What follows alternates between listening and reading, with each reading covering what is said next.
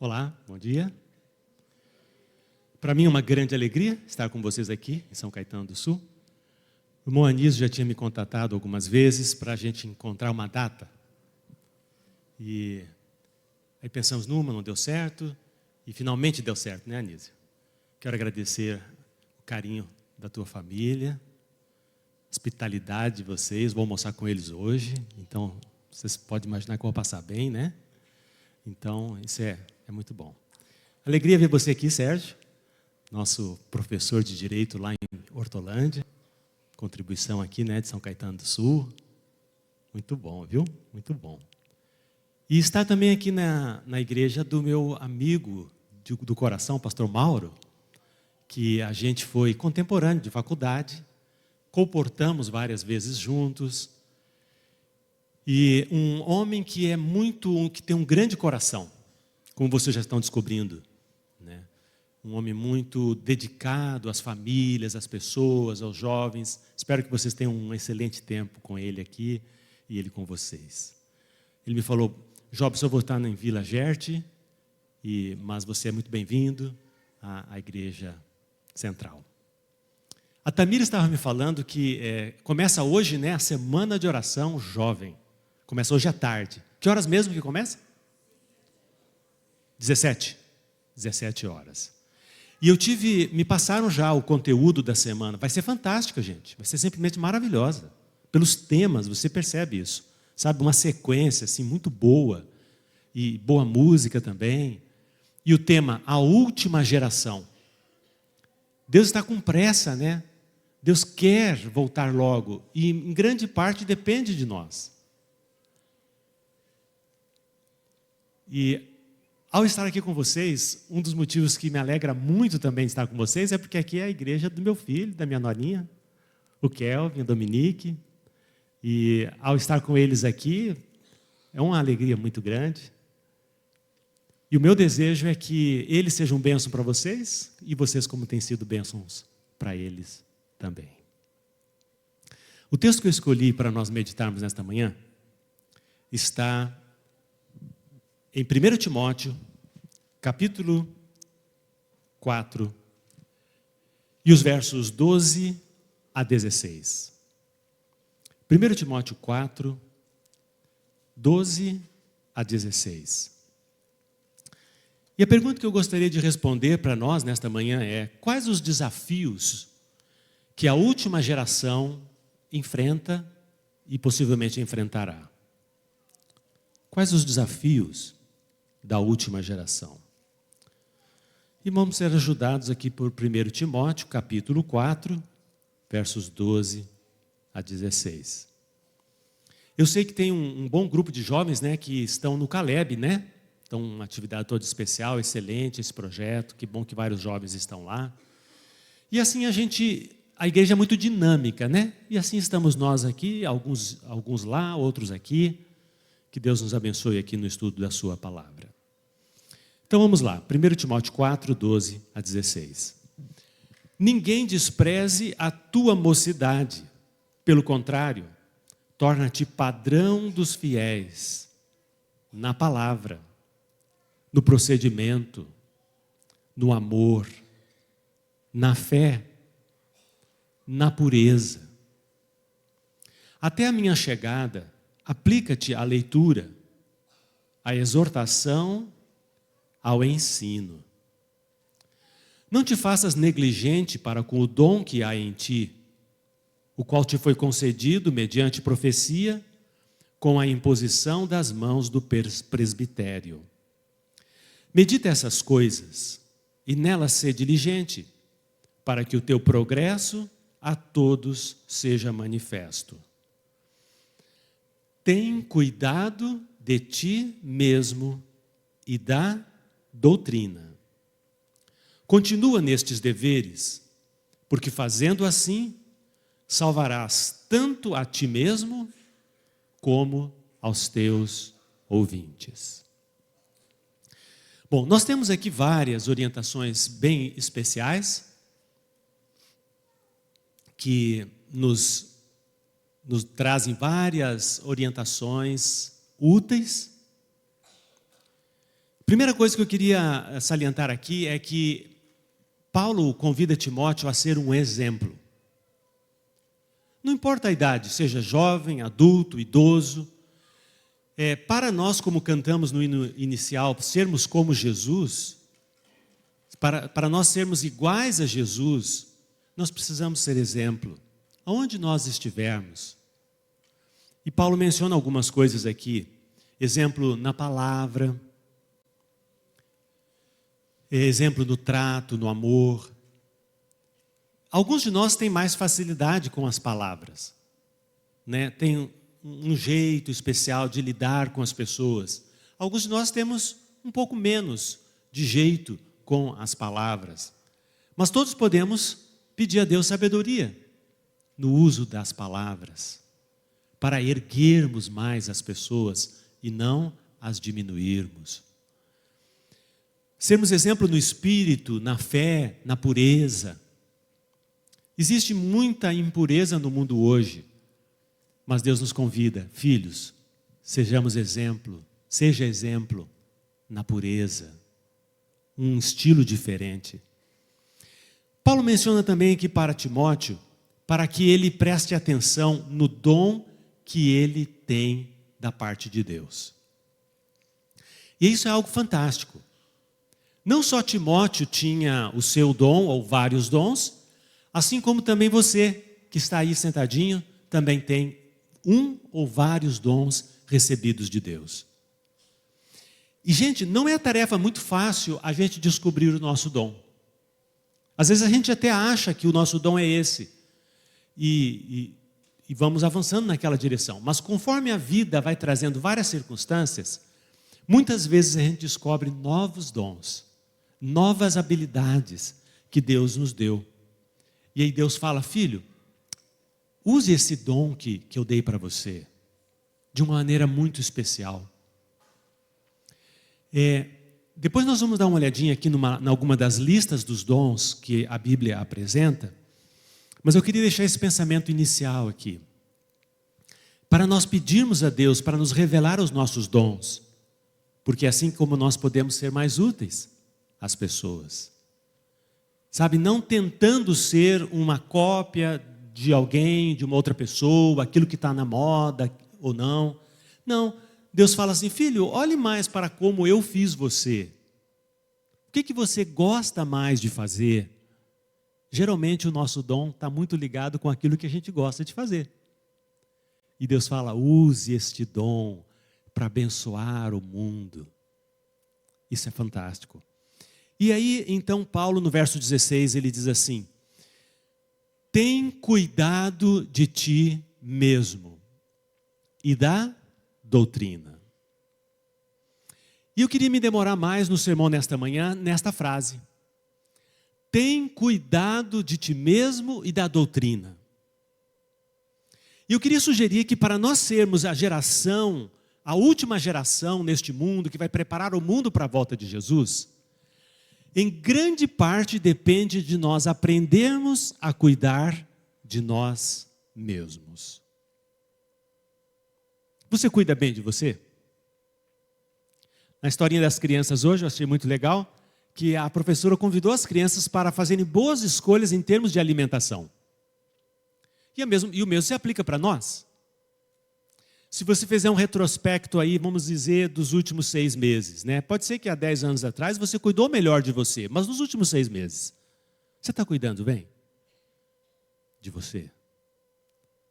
Na área física, na área emocional, que a grande maioria das doenças hoje tem essa defasagem emocional, e a gente vai se questionar um pouquinho por quê, como evitarmos algumas dessas armadilhas. Na área espiritual, sim, podemos adoecer espiritualmente, como foi mencionado aqui no vídeo, né? Um rapaz que ficou muito tempo sem ler a Bíblia, sem ler a palavra, e foi adoecendo espiritualmente. Então, Deus nos convida hoje, tenha cuidado de você mesmo, e também da doutrina. É como um equilíbrio. Doutrina é muito importante. E Deus presenteou o povo adventista com uma pureza doutrinária que praticamente é muito difícil encontrarmos em outras correntes religiosas por aí. Sabe, a Bíblia. Ponto a ponto construído sobre o sólido alicerce da Bíblia. A doutrina é muito importante. Mas tão importante quanto as doutrinas da Bíblia é a prática daquilo que Deus nos ensinou na Bíblia. E a prática passa pelo cuidado conosco mesmos. E eu queria perguntar para vocês o seguinte: será que Jesus Cristo ele teve alguma dificuldade, assim como nós temos hoje, conforme ele foi crescendo? Será que Jesus Cristo teve alguma dificuldade de cuidar bem de si próprio? Zelar pelos seus pensamentos? Sabe, se proteger contra algumas agressões, alguns perigos? Eu tenho a impressão que sim, como todas as crianças. Esses últimos dias, a minha casa, que eu alugo, lá em Hortolândia, está sendo pintada. Já moro lá há 4, 5 anos, então chegou o momento de pintar a casa. E aí tem uns pintores que estão lá trabalhando, e um deles estava falando comigo, o pintor titular. Ele estava falando para mim assim: olha, quando eu era pequeno, eu passei muito bullying, ele contando. E as pessoas gozavam demais do meu nariz, porque o pintor tem um nariz bem, bem saliente. Eu até não achei demais não, mas provavelmente quando ele era pequeno, né, aquilo era alguma coisa mais complicada para ele. E ele estava falando isso, sabe em qual contexto? Eu não gostei muito do contexto que ele estava falando. É porque ele olhou para o meu tamanho e falou assim: escuta, eles não gozavam muito com você com o seu tamanho? Eu falei, bom, um pouco. Mas o que mais as pessoas caçoavam de mim quando eu era pequeno e me feria, me machucava, era o tamanho das minhas orelhas. Naquela época que eu era pequeno, tinha um programinha na televisão chamado Topogígio, que era, alguns, né, que são mais antigos, né, que era um ratinho com as orelhas bem grandonas. E o pessoal ficava me chamando de Topogígio na escola, não sei porquê. Mas sabe, essas coisas, na nossa infância, elas ferem. E você sabe, eu estou vendo aqui alguns adolescentes, na fase da adolescência, muitas vezes a garotada é muito cruel uns com os outros. Colocam apelidos e fazem questão de estarem ali perturbando, né? Eu tenho a impressão, gente, que é um pouco pior hoje do que na minha época. Na minha época era de vez em quando, assim, não era uma coisa assim tão, parece que tão maldosa, sabe? Tão intensa. Pode ser impressão minha. Mas essa questão de bullying, ela já vai afetando os nossos filhos desde pequenos. Marcando a vida deles. E isso é muito ruim. É muito doloroso. E quando a gente, depois, ao longo da vida, começa a estar se debruçando com a Bíblia, e a gente começa a ver na Bíblia que o Deus da Bíblia, ele não está preocupado com essas coisinhas que as pessoas ficam dando tanto valor por aí. O tamanho do nariz, a cor dos olhos, a altura, isso, aquilo, característica física, o jeito da voz, o jeito do cabelo. Deus não está muito preocupado com isso. Deus, ele simplesmente diz assim: filho, eu amo muito você. Você sabe disso? Você sente disso profundamente? Eu planejei a sua vida. Talvez o seu pai, a sua mãe não planejaram a sua vinda a este mundo, mas eu planejei. Entre milhões de possibilidades, Deus diz: eu escolhi você. Não foi um acaso. Eu planejei a sua vinda a este mundo. E eu amo, Deus nos fala, eu amo você profundamente. E quando nós começamos a interiorizar isso, essa mensagem central da Bíblia, de que nós somos planejados, que somos amados por Deus, isso vai produzindo a cura de algumas feridas lá de trás. Melhor é que nem tivesse, né, acontecido aquelas feridas, mas muitas vezes elas acontecem. Mesmo nos melhores momentos, mesmo nas melhores comunidades, mesmo nas melhores famílias. Porque como nós estávamos comentando ontem lá na casa do Anísio, cada filho é diferente. Às vezes os pais, nas melhores das intenções, procuram criar os filhos o mais igualitariamente possível, mas os filhos são diferentes. O que caiu bem para um, talvez não atendeu bem ao outro.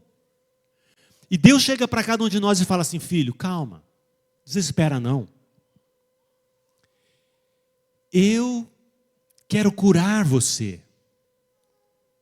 Aquela dor, aquela ferida, aquele trauma. Mas o que nós dizemos muitas vezes? Ah, Deus, eu não tenho tempo não. Minha vida é muito corrida. Eu não tenho tempo para receber a tua cura. Muitas vezes é o que nós dizemos. E é por isso que eu gosto do conselho que Paulo deu para Timóteo. Paulo está falando assim: Timóteo, para um pouco a tua correria. Todos nós corremos muito, seja, vamos dizer, no ministério como Timóteo, ou fora do ministério, em qualquer atividade. Nós corremos muito. É como se Paulo estivesse falando assim: Timóteo, para um pouquinho, cuida de você mesmo, com o mesmo amor que Deus tem por você. Algumas pessoas ficam um pouco desconfortáveis com esta ideia bíblica de que nós precisamos cuidar de nós mesmos. Sabe por quê? Porque a Bíblia, ela tem os 2 grandes mandamentos, né? Amar a Deus sobre todas as coisas e amar ao próximo como a nós mesmos. E aí algumas pessoas falam: não, mas a gente já ama muito a nós mesmos, a gente nem precisa. Se amar a Deus e amar ao próximo já está bom demais. Realmente, só que tem um detalhe. Nós somos muito egoístas, mas às vezes nós cuidamos pouco de nós. A gente faz um esforço danado para comprar aquele sapato tão bonito, tão confortável, aquele tênis na moda, né? Aquele celular, último modelo, a gente faz um esforço danado. Mas será que a gente está cuidando da gente mesmo em algumas outras áreas que talvez seriam importantes para nosso bem-estar? Então eu acho que é muito importante essa orientação bíblica, né? Sabe, quando nós pensamos na preparação para o tempo do fim, nós temos que lembrar que nós temos um inimigo que ele usa algumas artimanhas para nos derrubar, para nos prejudicar.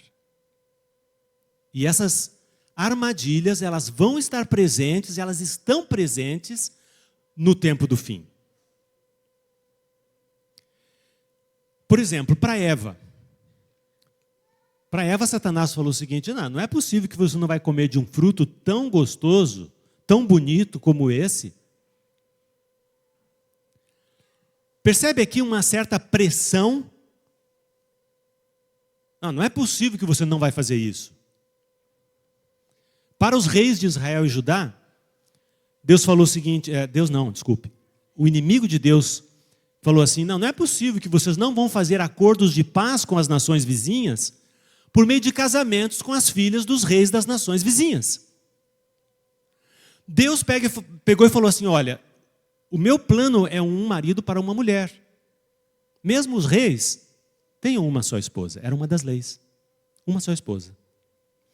Mas qual que era digamos assim, o costume daquelas nações lá? Não, você faz um casamento político com a filha do vizinho, da nação vizinha, da outra nação, e então não vai haver guerra entre essas nações, vai haver tipo um pacto de tolerância. E começou com Davi, né? Davi logo ficou com 4, 5, 10 mulheres, geralmente filho de rei e tal, filho do rei e tal. E aí Salomão já exagerou, né? 300. Estava de bem com todo mundo, só não estava de bem com ele mesmo. Rebentou com ele mesmo. Né? A verdade foi essa. Tão sábio, mas chegou no final da vida, ele não sabia mais se era homem, né? Se não era homem, se ele era de Deus, se ele não era de Deus. Uma bagunça completa. Né? Então, Satanás ele tem, armadilhas. Para as pessoas de hoje, Satanás está tendo uma armadilha. Não é possível que você ainda acredita na criação em 7 dias. Não é possível. Não, o homem veio evoluindo, chegou onde chegou. São armadilhas que são colocadas e como foi mencionado, né, uma mentira repetida milhares de vezes, muitas vezes na mente das pessoas, no coletivo, né, no consciente coletivo se torna uma verdade. E aí a gente lembra lá do Apocalipse que Deus fala que a nossa mensagem como povo agora no tempo do fim é: temei a Deus, dai-lhe glória, adorai aquele que fez o céu, a terra, o mar e as fontes das águas. Deus, na sua presciência, viu que no tempo do fim, nós precisaríamos ajudar as pessoas a entender uma verdade tão simples. Há um Criador. Nós temos um Pai.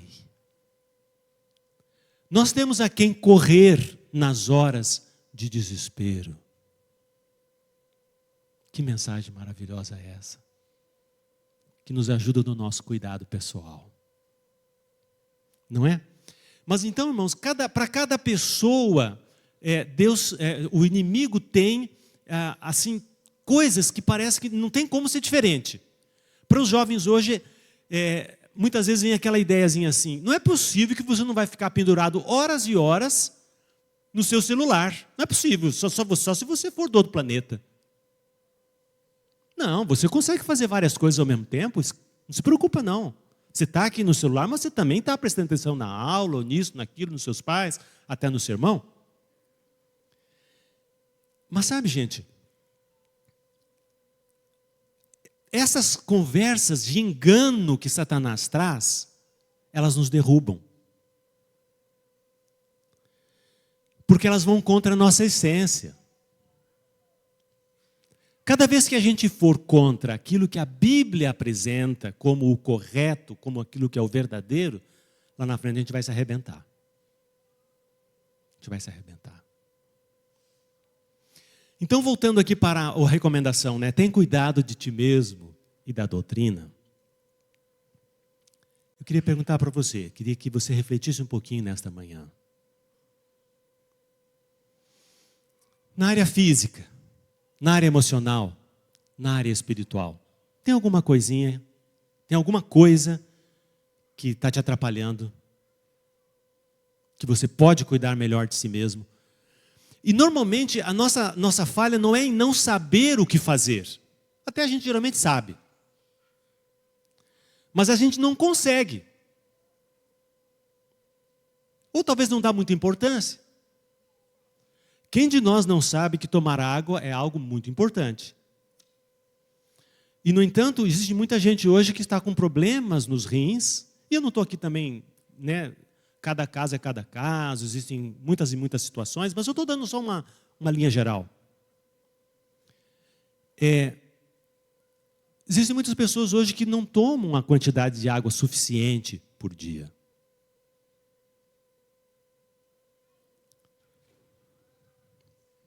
Meus pais têm 83 anos. Criança não repara muito no que os pais fazem, assim, pelo menos assim, de uma maneira assim mais... no geral, né? Não é no específico. Eu nunca prestei atenção quantos copos d'água meu pai bebia por dia, né? Somente agora que eu fiquei sabendo que ele quase não bebe água. E aí os rins foram piorando, e além de uma diabetes e tal, e os rins estão em torno de 40% de funcionamento. E aí os médicos falaram: olha, se baixar de 35%, vai ter que ir para hemodiálise. E há também alguns da área médica disseram que depois que um idoso vai para hemodiálise, dura pouco tempo. Porque é uma agressão muito grande. Então nós estamos numa batalha lá familiar para tomar 8 copos d'água por dia. Gente, mas é difícil, não é fácil não. E aí eu conversando com ele: pai, olha, vamos ver aí. Já tentamos de tudo, né? Já tentamos deixar ali as 2 garrafinhas, os 2 litros ali, para ver se ele toma. Já tentamos contar os copos, esse foi o que funcionou melhor. Vamos contando os copos, vamos marcando, né? Porque às vezes, se você deixa assim meio no geral, você acha que está tomando água, mas não está o suficiente. Incrível. E, por exemplo, aí nós estávamos tentando marcar, tá bom, vamos marcar para tomar água de hora em hora. Dependendo da hora que acorda, não dá para tomar as 2 litros por dia se você respeita uma meia hora antes de comer, não tomar água, 1h30 depois também da comida, também não tomar, para não atrapalhar a digestão. Aí você vai fazer o cálculo, não vai dar 2 litros. De 1 em 1 hora, normalmente não dá. Eu tenho procurado tomar de meia em meia hora, porque assim eu já termino logo a minha cota, né, do dia, porque eu gosto muito, inclusive, de água. Eu não corro esse risco, pelo menos na parte da água, né? Então, geralmente eu tomo uns 5 copos pela manhã, até o meio-dia. E os outros 3 eu tomo à tarde. E aí meu pai estava fazendo os cálculos lá, né, que depende também dos quilos, né, da pessoa. Para mim, 8 copos está bom, mas para algumas pessoas precisa de 9 ou de 10. Depende um pouco, né, do peso e tal. Mas eu só queria deixar como um exemplo. Gente, não é que a gente não sabe, mas às vezes a gente não dá aquela importância. E Deus chega para você hoje e fala assim: filho, você é tão querido para mim. Você é tão importante para mim, que eu queria te pedir que você tenha cuidado de você mesmo. Cuida. Porque eu amo muito você, eu não quero que você tenha dificuldade lá na frente. Na parte emocional, já indo para o nosso final da nossa mensagem. Parece que não, gente, mas essa questão de uso de aparelhos eletrônicos está afetando muito a nossa qualidade emocional de vida. Está afetando demais. Porque você já reparou que a gente não para? É sempre uma informação chegando. É sempre a gente estar conectado com alguém. E como é que a gente vai ouvir a voz suave do Espírito Santo se a gente está sempre, sabe, as informações cruzando para lá e para cá, para lá e para cá? Eu não sei, gente, falar isso para um adolescente ou para um jovem é quase uma ofensa. De você falar, por exemplo, a pessoa desligar o celular ou deixar o celular um pouco longe algumas horas durante o dia. Mas para a saúde emocional, isso é muito importante. Porque alguns de nós estão vivendo uma vida assim, sabe? Nós somos maravilhosos para os outros. É a pessoa presente, sempre com aqueles dizeres interessantes, com aquela informação nova e tal. Nós somos bons para os outros, mas não somos bons para nós. Porque a gente precisa de um pouco de calma. Na hora de comer, você consegue comer assim um pouquinho, deixando o celular meio de lado? Ou sempre tem que estar ali?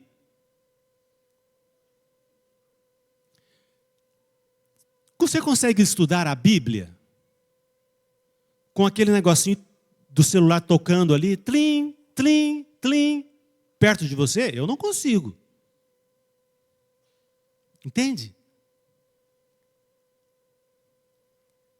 Então, isso eu acredito que é termos cuidado de nós mesmos. Existem alguns extremos, agora partindo para a vida espiritual, o cuidado da vida espiritual. Existem alguns extremos, né? Por exemplo, quando nós temos a graça de menos, aí nós temos o lado do legalismo. As regras passam a ser muito, muito importantes, até exageradas. Mas nós também temos o extremo de graça demais, no sentido de a gente partir para a falta da obediência. A graça de Deus é muito importante, mas a obediência ao que Deus nos pede, porque Ele nos ama, também é essencial. E essa é a qualidade de vida espiritual que Deus quer que nós tenhamos agora na última geração. O que Deus pede, eu vou fazer. Ele sabe o que Ele está pedindo. Em todas as áreas. Não estou conseguindo? Senhor, me ajuda. Me ajuda a conseguir. E sabe, irmão, sem assim, ninguém se sentir superior a ninguém. Porque alguns seguem algumas regras, e outros ainda não, porque não querem ou porque ainda não conseguiram. Porque esse acolhimento é algo muito importante. Ao nós nos encontrarmos, Deus quer que nós cuidemos uns dos outros, que nós nos sintamos bem uns com os outros. E quando nós temos essa qualidade de convivência, as pessoas que forem se chegando, elas vão falar, puxa, que povo agradável, também quero fazer parte. Também quero ser um deste povo do tempo do fim. E eu gostaria de terminar com o seguinte pensamento. No livro Patriarcas e Profetas, na página do 217, parágrafo 3, na versão da web, falando sobre aquele mandamento não matarás, diz assim: toda desnecessária privação, todo trabalho excessivo, com tendência a prejudicar a saúde, é uma transgressão do mandamento não matarás.